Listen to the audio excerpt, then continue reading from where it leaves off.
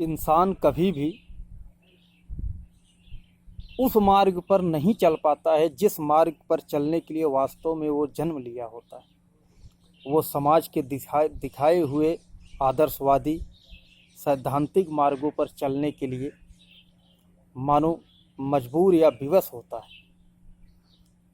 और जो लोग अपने मार्ग पर चल पड़ते हैं उसे ये दुनिया या तो पागल समझ लेती है या फकीर या महात्मा कह देती है।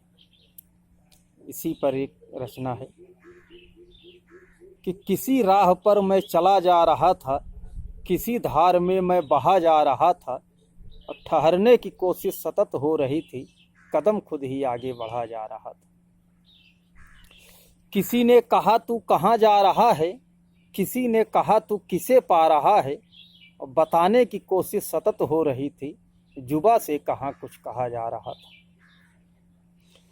आंखें गड़ाए जिधर देखता था, नज़ारे छितित जित तक उधर देखता था, और देख पाने की कोशिश सतत हो रही थी, नहीं दिख रहा था जिधर देखता था। जन्मों का रिश्ता बिछुड़ सा गया था, न मिलने के भय से ठिठुर सा गया था। खोज पाने की कोशिश सतत हो रही थी, चाहत में उसकी सिकुड़ सा गया था। आहट मुझे फिर कोई मिल रही थी, कोई चाल मेरी तरफ बढ़ रही थी, और दूरियों में कमी अब सतत हो रही थी, मेरी चाह मेरी तरफ बढ़ रही थी।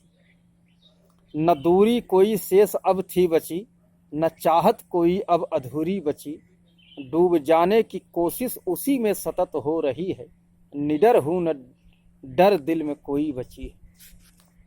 किसी राह पर मैं चला जा रहा था, किसी धार में मैं बहा जा रहा था, ठहरने की कोशिश सतत हो रही थी, कदम खुद ही आगे बढ़ा जा रहा था। डूबता मैं रहा वो डुबाता रहा, मैं रमता रहा वो रमाता रहा।